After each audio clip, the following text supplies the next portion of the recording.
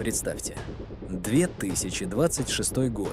Мир на пороге новой большой войны, но на этот раз цифровой. Твиттер кипит, ИИ пишет указы, а лидеры стран боятся сказать лишнее слово, чтобы их не отменили. И в этот момент в кресло на Даунинг-стрит садится человек с дымящейся сигарой и бокалом коньяка в 10 утра. Уинстон Черчилль вернулся. Но вместо того, чтобы сражаться с танками, ему нужно сразиться с алгоритмами ТикТока, культурой отмены и глобальным потеплением. Вы думаете, он бы сошел с ума от технологий? Или его бы посадили в тюрьму через 2 часа за неполиткорректные шутки? Ошибаетесь. Сегодня мы докажем, что Черчилль в 2026 году стал бы не просто политиком, а самым опасным человеком на планете. Приготовьтесь. Это не просто урок истории. Это прогноз выживания. Уинстон Черчилль против 2026 года. Погнали! Часть 1. Культурный шок и цифровой мир. Первое, что поразило бы сэра Уинстона, это не отсутствие лошадей, а катастрофический дефицит внимания. Черчилль был мастером слова. Он верил, что фраза, отточенная до блеска, может двигать армией. В 2026 году он бы обнаружил, что внимание людей длится не более 8 секунд. Представьте его гневные твиты на 280 символов. Скорее всего, он бы назвал X, Twitter, болтовней для попугаев. Но не спешите списывать его со счетов. Черчилль обожал технологии. В свое время он одним из первых поддержал создание танков. В 2026 он бы пришел в восторг от дополненной реальности. Мы бы увидели, как старый стратег расставляет виртуальные дивизии прямо на обеденном столе с помощью Apple Vision Pro. Черчилль быстро бы понял. В 2026 году информация — это не просто сводки, это боеприпасы. Если в 1940-м он захватывал радиоэфир своим голосом, то сегодня он бы захватил алгоритмы своей непредсказуемостью. Он бы не стал подстраиваться. Он бы начал публиковать threads, которые читаются как эпические поэмы. Его первый пост в X, Twitter, собрал бы 1 миллиард просмотров. Вы променяли величие империи на лайки под фото завтраков. Я пришел вернуть вам аппетит к победе, заявил бы он. Сэр Уинстон ошалел бы от возможности быть в 10 местах одновременно. Пока настоящий Черчилль допивает коньяк в секретном бункере, 10 его цифровых аватаров ведут дебаты на разных языках, доводя противников до нервного срыва. Но была бы и проблема — его образ жизни. В 2026 году ЗОЖ — это новая религия. Черчилль с его нормой коньяка и сигар стал бы кошмаром для экоактивистов. Его бы попытались отменить в первый же вечер. Но, зная характер Уинстона, он бы просто ответил: «У меня очень простые вкусы. Я всегда удовлетворяюсь лучшим». Если тебе нравится видео, ставь лайк и не забудь подписаться. А мы продолжаем. Часть 2. Политическая арена. Если бы Черчилль пошел в политику сегодня, его ждал бы жестокий сюрприз. Современная политика — это стерильность и работа на фокус-группы. Черчилль же был политическим бульдозером. Он говорил непопулярные вещи, когда это было жизненно необходимо. В мире 2026 года, где лидеры боятся каждого комментария, Черчилль выглядел бы пришельцем. Но взгляните на геополитику. Конфликты в Европе, напряженность в Азии, гонка вооружений в космосе — это его стихия. Попытка отменить Черчилля в 2026 стала бы главным развлечением сезона.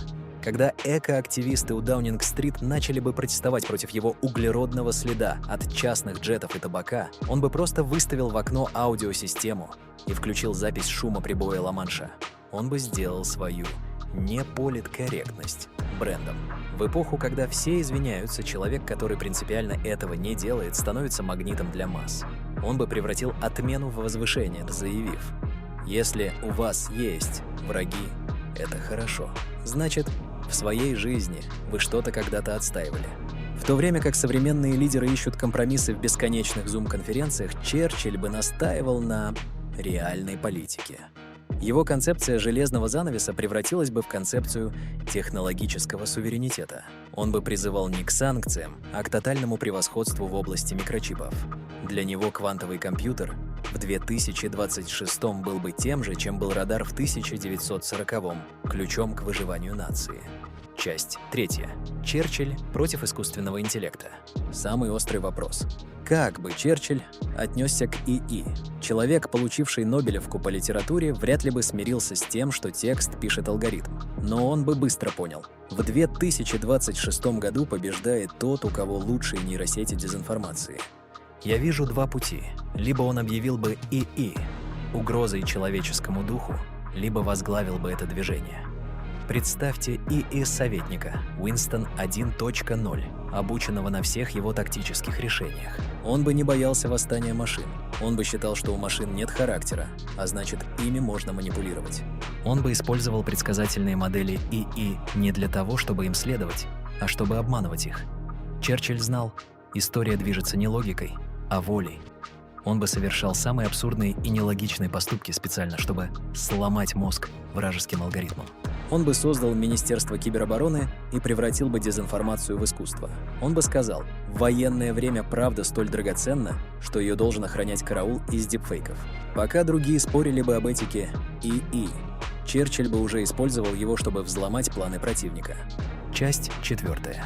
Личная жизнь и черный пес в сети. Стал бы он инфлюенсером? Безусловно.